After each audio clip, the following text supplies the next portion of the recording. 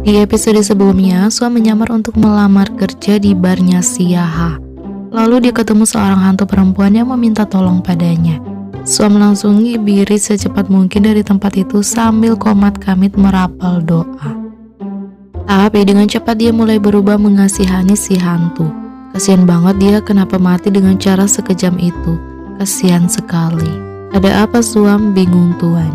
Aku melihat hantu. Oh iya, aku belum bilang aku bisa melihat hantu. Waktu Suam masih kecil, dia menangis terus-menerus. Jadi ibu memberiku pada Jaumae atau Dewi yang tak dikenal. Setelah itu dia demam tinggi dan pingsan selama 3 hari. Lalu setelah dia bangun, dia terus melihat hantu. Dia memberitahu mereka karena mereka sudah dekat. Terserah kalau mereka tak percaya. Terus apa kau tidak takut? Tanya tuan. Itu tergantung paman, kadang aku tidak takut, tapi yang kutemui barusan, wih, menakutkan banget. Bayangannya masih menempel di mataku. Itu bar apa kuburan? Paman, apa kau takut hantu? Tidak usah takut, manusia lebih menakutkan daripada hantu. Sementara itu, dia mendatangi rumah Ruth. Dia beralasan datang untuk melihat dan memahami apa alasan Ruth ingin pindah ke rumah ini. Tapi dia sudah berkeliling dan dia tetap tidak paham. Bagaimana bisa Ruth tinggal di rumah kecil yang kayak begini? Tapi ini hasil jerih payahku, Gunda. Aku tidak mau terus menyusahkan paman. Itu lagi, kau berpikir seperti itu terus. Yang penting kau adalah bagian dari keluargaku. Hartaku adalah hartamu juga. Sama saja. Buru-buru mengalihkan topik, Ruth menanyakan bagaimana kehidupan Da pasca menikah. Da langsung kecut mendengarnya baik-baik saja. Pun Ai juga masih sama. Lalu apa Ruth sudah bertemu dengan Neong? Belum, belakangan ini aku sibuk kerja. Da tak percaya, dia kan sekarang jadi deputi, kerjaannya pasti tidak terlalu sibuk. Tiba-tiba ada menyinggung tentang warung nasi rebus di depan jalan dan langsung meminta Ruth membawanya ke sana.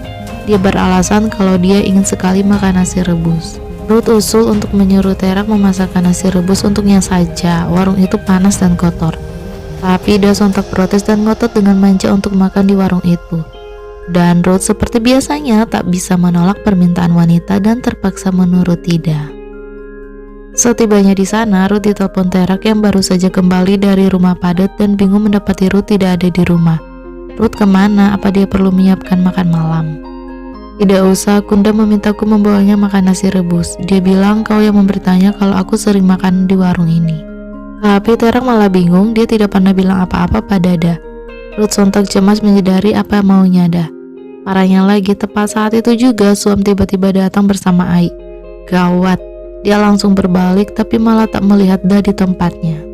Karena tepat saat itu juga Da tiba-tiba menyiram Suam dengan semangkuk nasi rebus dan langsung membulinya sambil teriak-teriak mengumumkan pada semua orang bahwa Suam adalah selingkuhan suaminya. Dan jelas saja insiden itu menarik perhatian semua orang. Ai berusaha menarik Da dan memprotes Ruth karena membawa Da kemari. Tapi itu malah membuat Da semakin marah dan menggila. Tidak tahan lagi, Suam langsung melarikan diri. Ruth cemas dan bergegas mengajarnya. Dia berusaha menyuruh Suam untuk masuk mobilnya, tapi Suam masih sakit hati dan melampiaskannya ke Ruth. Mengira Ruth mau menyeretnya kembali ke sana untuk dipukuli. Pura-pura jadi orang baik padahal mereka semua kotor. Cukup Suam, tak perlu bicara kasar padaku. Menurutmu apa yang harus Kunda pikirkan saat melihatmu keluar dari mobilnya Ai?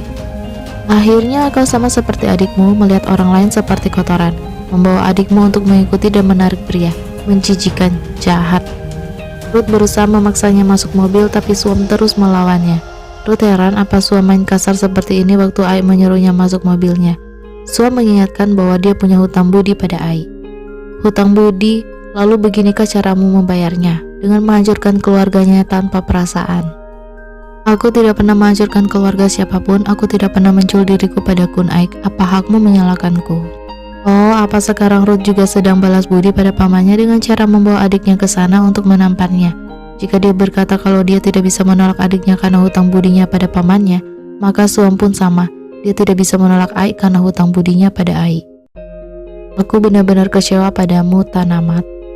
Kenapa juga kau berharap pada orang sepertiku? Kau pikir hanya kau saja yang kecewa? Di matamu, aku hanya seorang wanita yang menjual diri, wanita yang haus akan uang. Tapi lihatlah kenyataannya. Mulai sekarang aku akan memandangmu sebagai polisi yang mendapat promosi karena pengaruh pamanmu. Kuharap kau menghabiskan hidup sialmu bersama dengan orang-orang palsu di sekitarmu. Sebaiknya kita tidak usah bertemu dan tidak berhubungan lagi. Kesal Suam lalu pergi dengan berlinang air mata.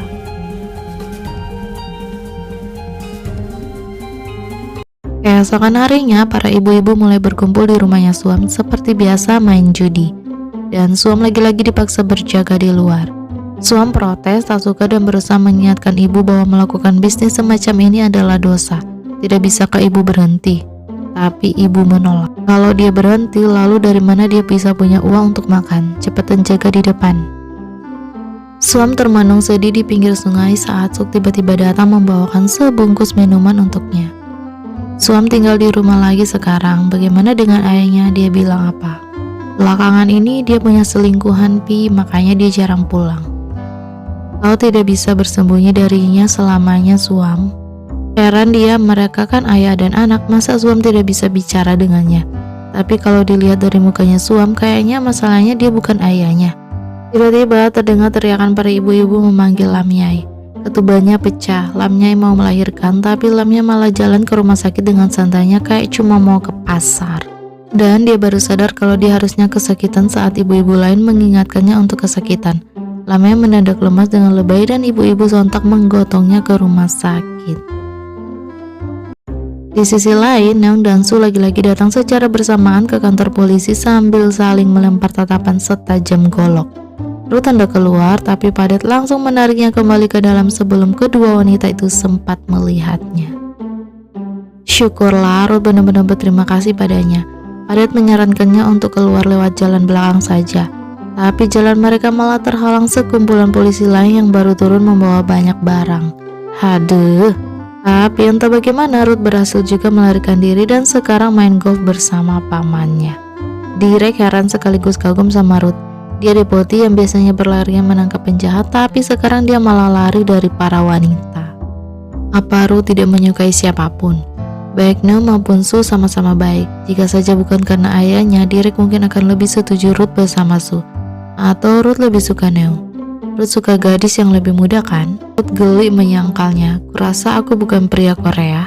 Coba katakan padaku seperti apa kriteriamu. Pertanyaan itu sontak membuat Ruth mendadak jadi tidak konsen sampai-sampai dia gagal memukul bolanya. Terang saja Direk jadi yakin kalau Ruth punya seorang gadis yang disukainya. Gadis yang sedang Ruth pikirkan itu dialah yang harus Ruth jaga. Ruth mendadak bergidik mendengarnya. Tapi tiba-tiba Direk mengalihkan topik menanyakan tentang Da.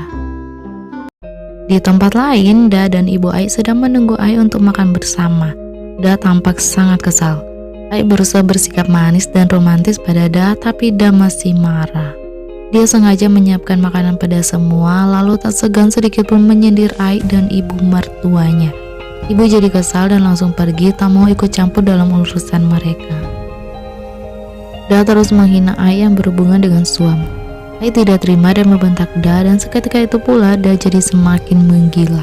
Dia melempar semua makanan ke piringnya sebelum kemudian membanting semua piring-piring itu sambil terus heboh menghina Ai.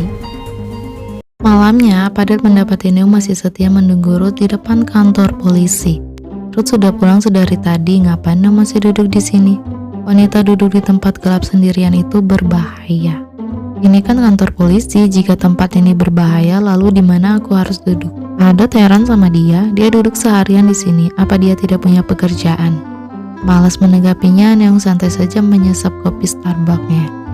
Kau hanya minum kopi mahal. Memangnya kenapa? Aku punya uang, aku bahagia. Kalau kau benar-benar bahagia, kau mungkin tidak akan duduk di sini dengan wajah seperti anjing jalanan begini. Anjing, Neong tidak terima. Padet ngotot memaksanya pergi, bahkan saat Neong masih saja keras kepala, dia langsung menyerot matanya pakai senter sampai akhirnya Neong menyerah juga dan pergi.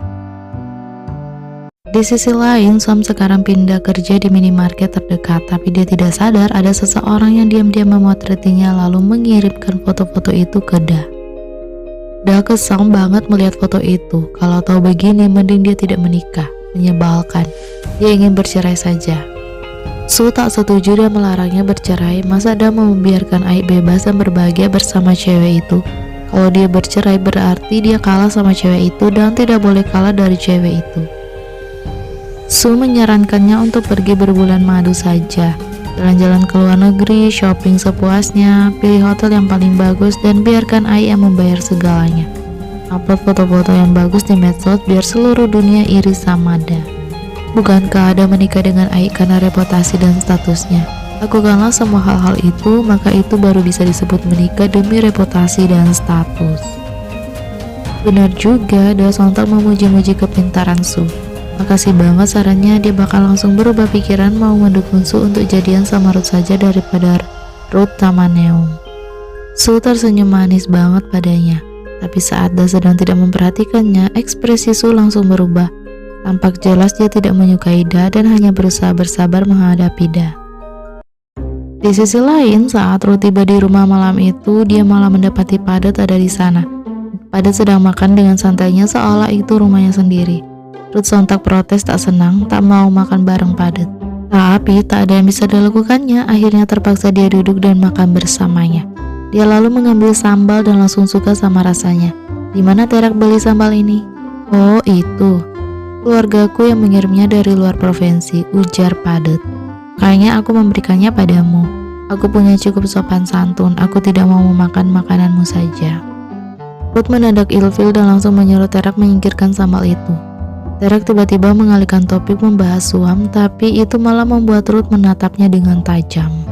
Padet santai memberitahu mereka bahwa Suam sekarang pindah kerja ke minimarket di depan gang, dan informasi itu sontak menarik perhatian Ruth dan ekspresinya itu tak luput dari mata jeli Padet. Maka keesokan harinya dia langsung mendatangi Suam di minimarket itu, tapi Suam kesal melihatnya dan langsung buang muka.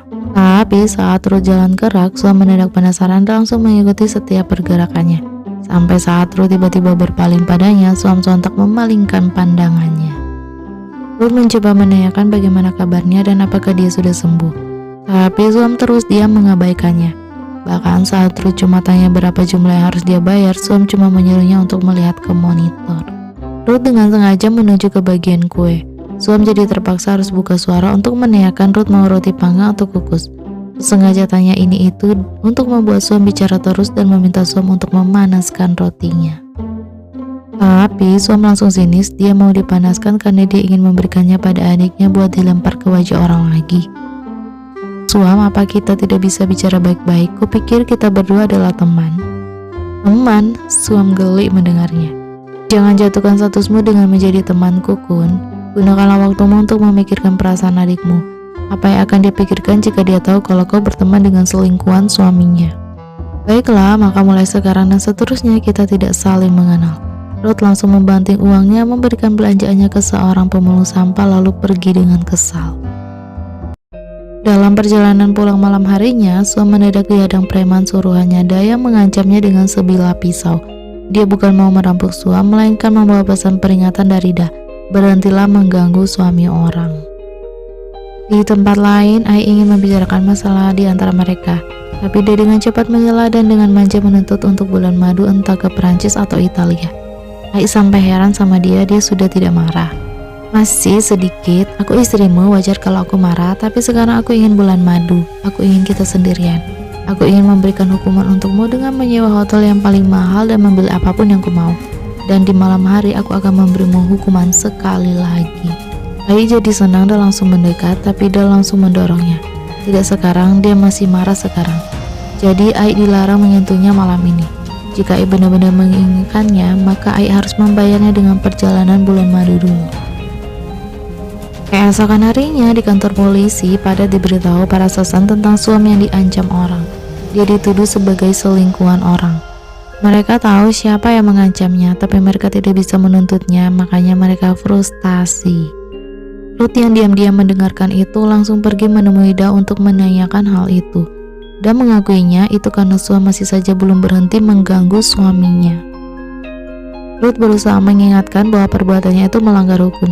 Da bisa kena masalah jika Suam sampai menuntutnya. Da tidak peduli, dia kan punya ayahnya dan Ruth. Tugas Ruth adalah membelanya dan bukannya memihak wanita itu. Pokoknya dia tidak akan berhenti. Kalau Suam tidak mau berhenti berhubungan dengan orang-orangnya, maka dia akan membunuh Suam. Ruth benar-benar frustasi mendengarnya, tapi tak ada yang bisa dilakukannya. Saat dia hendak pergi, tiba-tiba dia mendapat telepon penting.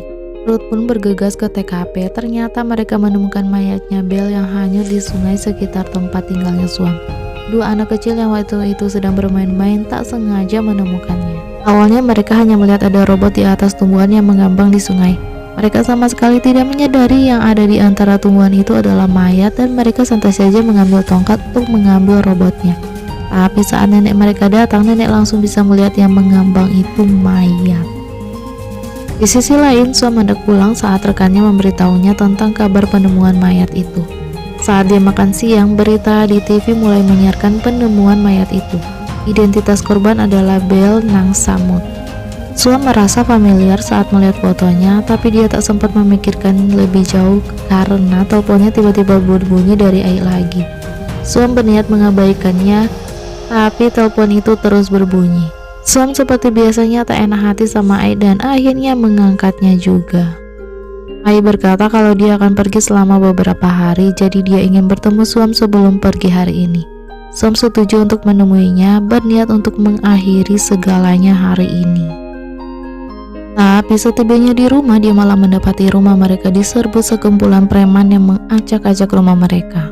Jelas saja Suam tidak terima mereka siapa dan apa yang mereka lakukan di rumahnya. "Rumah siapa?" tanya sama ibumu, "dan lihatlah, jika dalam 3 hari kalian tidak bisa bayar, kalian harus minggat dari sini," bentak si preman lalu pergi. Ternyata ibu benar-benar menggadaikan rumah mereka gara-gara dipaksa ayah. Ibu terpaksa karena ayah pasti akan memukulnya kalau dia melawan. Tetap saja Suam kesal. Terus apa yang harus mereka lakukan sekarang? Kalau mereka memberikan rumah itu pada Siaha, lalu di mana mereka harus tinggal? Dari mana mereka bisa mendapatkan uang 200.000 dalam waktu 3 hari? Memangnya uang bisa jatuh dari langit? Bayu berkata ada cara. Siaha memintanya untuk bekerja padanya, maka dia akan mengembalikan rumah mereka. Suam jelas tak setuju. Pekerjaan apa yang bisa menghasilkan 200.000 itu pasti bukan pekerjaan yang baik. Tapi wanita sepertiku, mungkin inilah jalan terbaik. Oil, jangan berkata seperti itu, kau adalah wanita terbaik yang pernah kutemui. Suam meyakinkan Oil untuk tidak memikirkannya, biar Suam cari cara untuk menyelesaikan masalah ini. Dia akan pergi menemui Ai sekarang. Jangan bilang kalau kau mau minta uang pada Kun Ai, duga ibu. Awalnya tidak, tapi sekarang aku tidak yakin lagi. Aku pergi. Sayangnya Suam pergi tanpa menyadari dia dibuntuti si preman suruhannya.